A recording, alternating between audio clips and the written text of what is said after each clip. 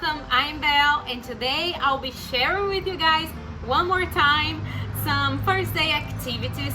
And I know this is part like 1,000 of my first day activities videos, so please, if you haven't checked my other videos out, please make sure to do that before watching this video or after watching this video, because I've been here on YouTube for like years now and I know that I don't get that many views. If you are new here on my channel, please make sure to check my other videos out, because I'm sure that you'll find at least one interesting activity to do with your students. I'm sure you'll find more than one, but like at least one.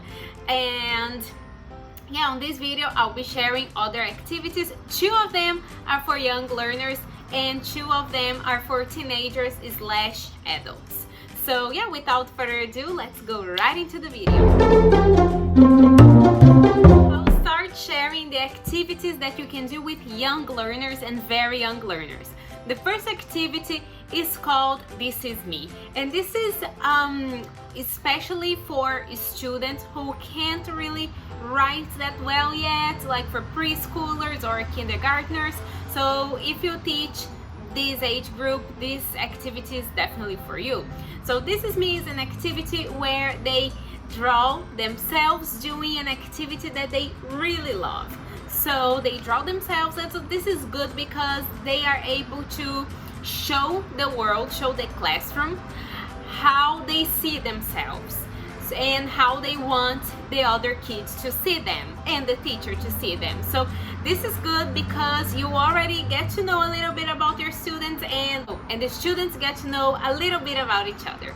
So for this activity, they draw themselves doing something that they enjoy doing, and then they have to go, like I do this by playing hot potato, because they are in a circle and they have their drawings with them in the circle, and so they pass the ball. When the song stops, they have to show the drawing to the other students and talk a little bit about themselves, how they see themselves, and how like the activities that they like to do, and like their hobbies, their passions, things like that. And this is really interesting because it helps with the relationship. So I mean, especially on the first day, that's all you want to do, right? Help with the relationship. And if you teach English as a second language like I do, don't worry too much about the kids speaking English all the time during this activity, because the focus of this like specific activity is for them to get to know each other. Of course, you can put some prompts on the board, or you can like help them speak a little bit in English, maybe the activity that they're showing to the other students, or like say help them say, this is me, I love playing football, I love running, I love playing hide and seek. So maybe give them a little bit of help, of course, to speak English. But if they don't speak English 100% of the time during this moment, it's okay, because the focus is for them to get to know each other. My next activity for young learners and very young learners is called Centipede. And for this activity, you need to blow balloons, like potty balloons. But they have to be in a line, a straight line, and you have to put the balloons between them. And they have to walk around like in the patio without letting the balloon fall down on the floor. If a balloon falls down on the floor, everybody has to stop, and they have to like pick up the balloon with the help of the other students, which are part of this centipede. So this game, it's a great way to show the students that they need each other, and that as a group we need each other, and it's like a great way to help them be there for each other and not be so competitive, because in order to win this game, everybody has to work together. So I know that a little bit of healthy competition is fine, but I feel like, especially with young learners and very young learners, getting too competitive is a problem, at least for me, because they are like, they already have so much pressure to do better than their friends. So I don't want to put like even more pressure on them. So they have that pressure with like team games or individual games. So this is the time that they can actually play with the entire group and not compete with each other, and just, you know, have a good relationship to do this activity, to complete this activity, and to go back to the classroom with all the balloons between them. So this is really fun, and they have a lot of fun doing it. It's really cute to see them just walking slowly, and sometimes if they're doing really well, like walking slowly, you can say, okay, go faster, faster, let's go, and they have to walk faster. And if a balloon drops on the floor, they have to stop and pick up the balloon. And when this happens, it's so amazing because everybody is very careful, because everybody is playing in this activity, so everybody stops and they like help each other. It's really amazing to see them doing this. I really enjoy this activity. My next two activities, they are for teens/adults. So the first activity is called AIM.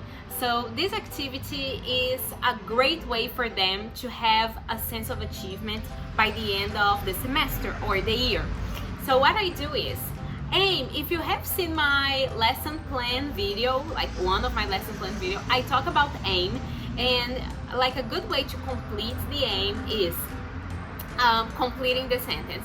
By the end of the class, I want to be able to, and then that's how you complete the AIM. It can be by the end of the class, by the end of the year, by the end of the semester. So what I do is I put the sentence on the board. By the end of the semester, I want to be able to, and then they have to write on I usually do this on a post-it, and they have to write their answers on a post-it, and I put that on a poster, and I put that on the wall because it's a great way for them to like look at that and have like a goal, have something to work towards. And I really enjoy doing that. And like on the last day of class, I take the poster out of the wall and I give them the post-its back, and they have to look at that and see if they actually achieved that. If they were able to do that, I give them like a big congratulations and like a big hug, and they feel really happy about it. If they haven't been able to do that, I talk to them and I try to work on a plan so that they're able to do it next semester. And this is also great because during the classes, especially teens, if they are too disruptive, you can like point to the wall and say, do you think you'll be able to achieve that goal if you are behaving like that? So that's like a good way to help yourself as well as a teacher with disruptive behavior. The last activity is called Train Station. I don't know if I've talked about this activity here on my channel, but I don't think I've talked about it on the first day of class, because on the first day of class it works kind of like speed dating, but it's not speed dating because they're in class, so they're obviously not dating. So you need 2 lines. So this works with bigger groups. So if you have a big group, this is definitely the activity for you. This is good not only for the first day, but also for drilling, for like questions and answer. This is a great activity. You form 2 lines. You ask them to make 2 lines. One of the line is the station. So the line that's the station is going to stay there and not move at all. The other line is the train. And what happens is that the train moves.